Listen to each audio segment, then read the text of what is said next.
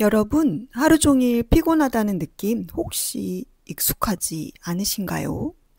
분명히 7, 8시간을 자고 일어났는데도 머리가 무겁고 점심시간만 되면 눈이 감기고 주말 내내 쉬었는데도 몸이 개운하지 않은 경험 아마 많은 분들이 고개를 끄덕이실 겁니다. 대부분 이런 순간에 사람들은 이렇게 생각합니다. 영양제를 먹어야겠다. 칼슘, 마그네슘, 비타민 D, 종합 비타민 한 번쯤은 떠올리셨을 겁니다. 그런데 정말 그게 정답일까요? 혹시 여러분도 영양제를 사두고 꾸준히 챙겨 먹었는데 여전히 피곤하다고 느낀 적은 없으신가요? 피로를 해결하는 첫걸음은 수면입니다. 매일 다른 시간에 자고 주말마다 생활 패턴이 뒤집힌다면 우리 몸의 생체 리듬은 쉽게 무너집니다. 이 상태에서는 아무리 좋은 영양소를 보충해도 효과가 크지 않습니다. 그래서 중요한 건 매일 같은 시간에 자고 같은 시간에 일어나는 것. 아주 단순하지만 이것이 가장 확실한 피로 해소 방법입니다. 식단도 피로에 큰 영향을 줍니다. 겉으로는 잘 먹는 것 같아도 막상 들여다보면 가공식품 위주의 식사, 채소와 과일은 부족하고 단백질은 불균형한 경우가 많습니다. 이런 식습관은 결국 영양 결핍으로 이어지고 만성적인 피로를 부릅니다. 그래서 하루 한 끼만이라도 신경 써보면 어떨까요?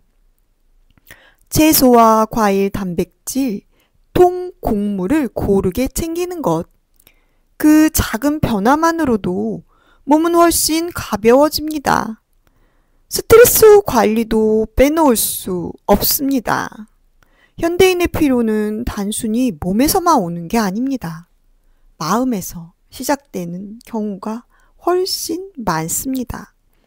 잠깐의 명상, 가벼운 산책, 그리고 자신이 좋아하는 취미활동, 이 작은 실천들이 마음을 풀어주고 몸의 피로까지 함께 줄여줍니다. 마지막은 운동입니다. 많은 분들이 운동하면 더 피곤하지 않나요? 라고 물으시죠. 하지만 사실은 그 반대입니다. 주 3회 30분 이상 가볍게 걷기만 해도 체내 에너지 효율이 올라갑니다. 밤에는 깊은 숙면으로 이어집니다. 운동은 피로를 쌓는 게 아니라 오히려 풀어주는 열쇠가 됩니다. 여기까지는 생활 습관 이야기였습니다. 그렇다면 이제 정말 궁금한 질문으로 넘어가 보겠습니다. 영양제는 효과가 있을까? 2023년에 발표된 체계적 리뷰 연구가 있습니다. 무려 60편의 연구를 검토했는데 그중 50편에서 영양소 보충이 피로를 유의미하게 줄여주었다고 보고했습니다. 특히 비타민 D, 마그네슘, 비타민 C, 비타민 B군, L카르티닌이 긍정적인 효과를 보였습니다. 비타민 D는 햇빛을 쬐어야 합성됩니다. 하지만 한국인의 대부분은 실내에서 생활하기 때문에 부족하기 쉽습니다. 실제 조사에서도 성인의 70% 이상이 비타민 D 부족 상태였습니다. 이 부족은 쉽게 피로로 이어지고 회복 속도까지 늦추게 됩니다. 마그네슘은 신경 안정과 근육 이완에 꼭 필요합니다. 부족하면 수면이 불안정해지고 근육 긴장이 풀리지 않아 피로가 더 깊어집니다. 칼슘은 단순히 뼈 건강만이 아닙니다. 근육 수축과 신경 전달에도 관여합니다. 결핍이 생기면 무기력감이 늘어나고 체력이 떨어집니다. 하지만 모든 연구가 긍정적인 건 아닙니다. 비타민 D가 만성 피로 환자에게 별다른 효과를 주지 못했다는 연구도 있고, 칼슘 과잉 섭취는 신장 결석이나 혈관 석회화 위험을 높인다는 보고도 있습니다.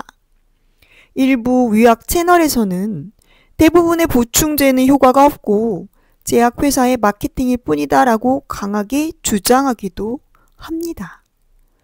그렇다면 어떻게 해야 할까요? 현실적으로 우리는 햇빛 부족, 불규칙한 식사, 가공식품 위주의 생활을 하고 있습니다. 이런 환경에서 영양 결핍을 피하기는 쉽지 않습니다. 게다가 고강도 운동이나 폐경, 고령 같은 상황까지 더해지면 보충이 사실상 필요해집니다.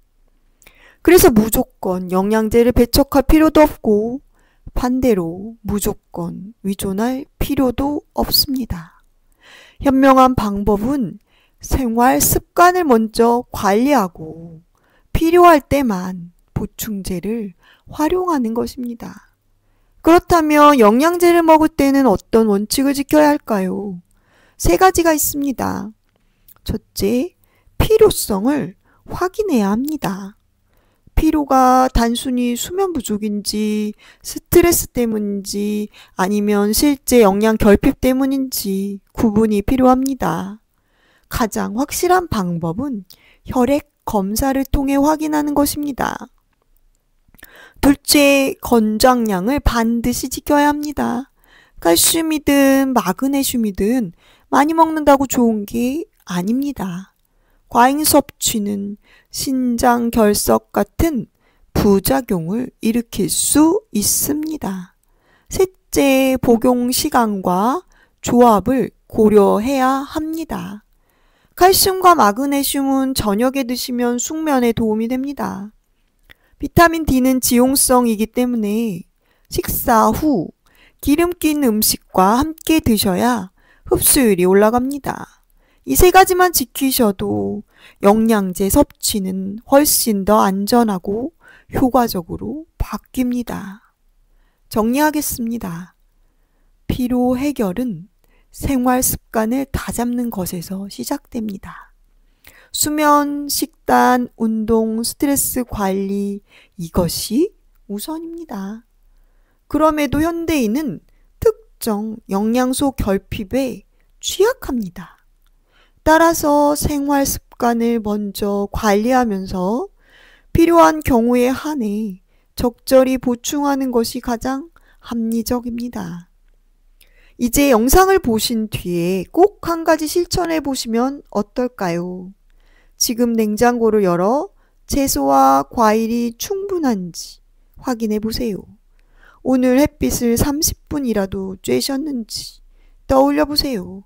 작은 실천 하나가 피로를 바꾸는 출발점이 됩니다. 여러분, 오늘 영상이 도움이 되셨다면 구독과 좋아요 부탁드립니다. 앞으로도 과학적 근거와 실천적인 방법을 담은 건강 콘텐츠로 여러분의 시간을 가장 가치 있는 시간으로 만들어 드리겠습니다. 감사합니다.